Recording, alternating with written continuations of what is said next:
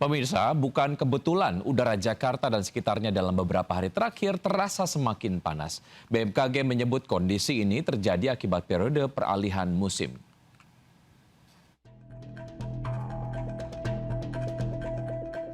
Hasil pengukuran terakhir BMKG menunjukkan bahwa suhu maksimum di Jakarta mencapai 36 derajat Celcius. Meski terasa menyengat, kondisi ini disebut masih normal dan menjadi bagian dari siklus tahunan. Iya sih, akhir-akhir ini kayaknya udah mulai masuk cuaca ekstrim ya, dibandingkan sebelumnya kan hujan terus, tapi kayak sekarang tiap hari udah makin terik deh. Untuk antisipasi biasanya pakai sunscreen, kemudian membawa kipas portable seperti ini dan juga minum air putih yang cukup sih. Panas terik Jakarta dipengaruhi masa peralihan dari musim hujan ke musim kemarau. Tutupan awan yang semakin berkurang membuat sinar matahari lebih maksimal menyentuh permukaan bumi. Ditambah kondisi udara yang lebih kering, serta angin yang cenderung lemah membuat suhu terasa lebih menyengat.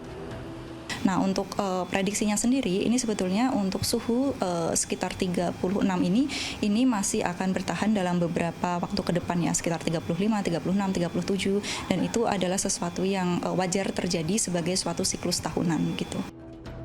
Selain itu, masyarakat juga diimbau agar waspada pada masa peralihan ini karena potensi hujan lebat dan angin kencang masih bisa terjadi secara tiba-tiba.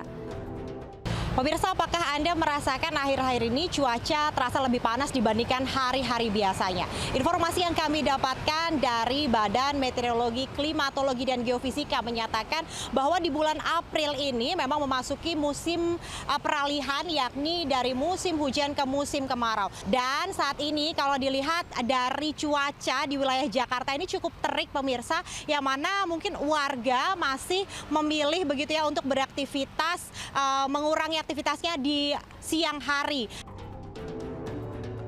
Dari Jakarta, Tim Liputan iNews melaporkan. Pemerintah menargetkan ratusan unit hunian sementara di kawasan Senen, Jakarta Pusat segera dihuni warga bantaran rel.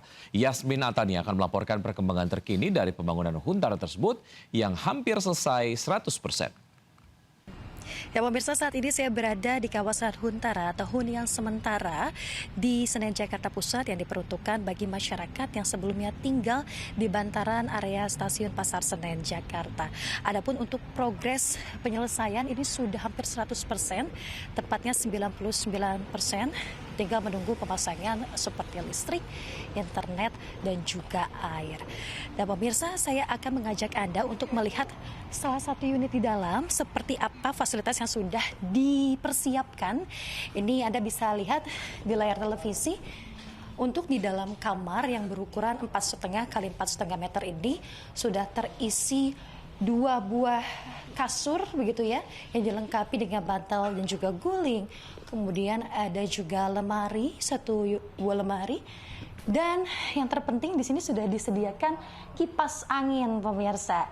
Jadi memang untuk satu unit ini diperuntukkan bagi satu keluarga yang terdiri dari 4 orang, yakni orang tua, ayah, ibu, kemudian juga 2 orang anak. Selain tentunya fasilitas inti, ada juga fasilitas pendukung yang sudah dipersiapkan atau fasilitas umum. Nah, di luar ini pemirsa ada area bermain anak tentunya yang sudah dilengkapi dengan ayunan, kemudian juga ada perosotan, tentunya nyaman bagi sang buah hati untuk bermain bersama teman-teman. Selain itu juga ada fasilitas lainnya yang digunakan secara bersama-sama, seperti ada toilet bersama, kemudian juga dapur bersama, tempat mencuci, dan juga area komunal yang bisa digunakan oleh warga untuk melaksanakan berbagai aktivitas. Nah, diperkirakan warga sudah mulai bisa menempati area ini pada tanggal 15 Juni 2026 mendatang. Dan memang hunian sementara ini dibangun oleh pemerintah untuk menyediakan tempat tinggal atau hunian yang lebih layak bagi masyarakat. Dari Jakarta, Yasmin Atania, Jakasam, iNews melaporkan. Pemirsa, diam-diam mata uang rupiah melemah terhadap dolar Amerika Serikat. Dampaknya kini mulai terasa, terutama pada harga-harga sejumlah kebutuhan hidup yang terus merangkak naik.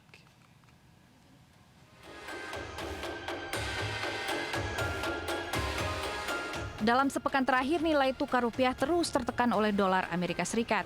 Kondisi ini terjadi seiring berkurangnya dana dari luar negeri yang masuk ke dalam negeri. Rupiah sempat menguat di awal pekan ke level 17.227 per dolar Amerika. Namun perlahan kembali melemah hingga menyentuh 17.324 dolar pada penutupan di Rabu sore. Melemahnya rupiah membuat barang-barang dari luar negeri menjadi semakin mahal. Dampaknya mulai terasa pada harga pangan, elektronik, hingga kebutuhan sehari-hari. Di sisi lain, pelaku usaha juga harus menghadapi kenaikan biaya produksi. Kondisi ini membuat harga jual turun naik di tingkat konsumen. Hingga kini pemerintah dan Bank Indonesia terus berupaya menjaga stabilitas nilai tukar rupiah. Sementara itu, masyarakat diimbau agar lebih bijaksana dalam mengelola pengeluaran. Tim Liputan iNews melaporkan. Sudah berpamitan dengan kerabat dan menggelar Walid Matu Safar, malah gagal berangkat ibadah umroh. Belasan orang menggeruduk Biro Perjalanan Umroh dan Haji di sebuah mal di Semarang, Jawa Tengah. Kapok, uang 275 juta itu banyak ya, Herbi. Sejumlah mak-mak yang mengaku menjadi korban penipuan umroh menggeruduk kantor Biro Perjalanan Umroh dan Haji Al-Amanah di sebuah mal di Semarang. Sambil terus memaki-maki, korban meminta pada pemilik umroh Herdi Utomo mengembalikan uang mereka. Total uang yang sudah disetor mencapai 1 miliar rupiah dari 12 orang korban. Korban yang dijanjikan berangkat umroh sejak Desember 2025 lalu ternyata batal meski sudah membayar lunas. Padahal semua perlengkapan sudah disiapkan termasuk manasik, pembelian koper, rompi dan lainnya.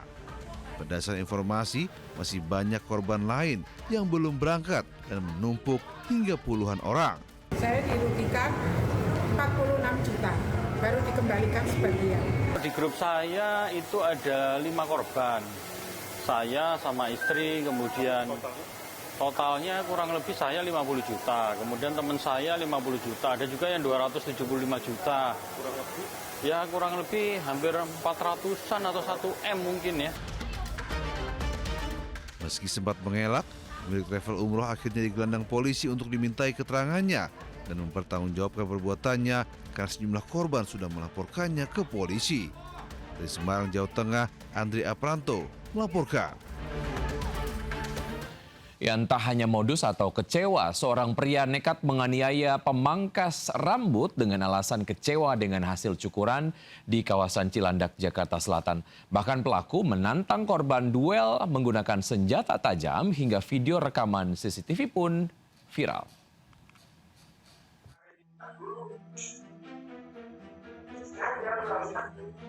Seorang tukang pangkas rambut, Kamaludin Budiman, menjadi korban penganiayaan pelanggannya sendiri saat bekerja di kawasan Jalan Karangtengah, Lebak Bulus, Cilandak, Jakarta Selatan. Peristiwa berawal saat korban melayani pelaku yang meminta dipangkas model coma hair. Saat proses masih berlangsung, pelaku mengaku tidak puas dan menilai hasil cukuran terlihat seperti pita. Padahal proses cukur belum selesai dan dalam tahap dirapikan.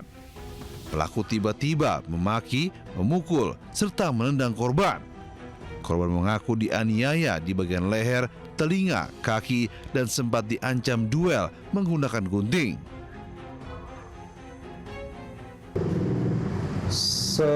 Sempat dia bilang gini sih, pas di pojok ya, tuh ada gunting tuh, kalau ini tusuk-tusukan aja, dia bilang gitu, sempat bilang gitu.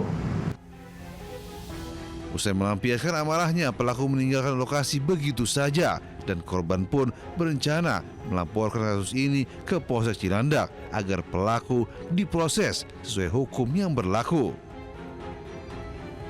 Dari Jakarta, Helmi Sejangbati melaporkan.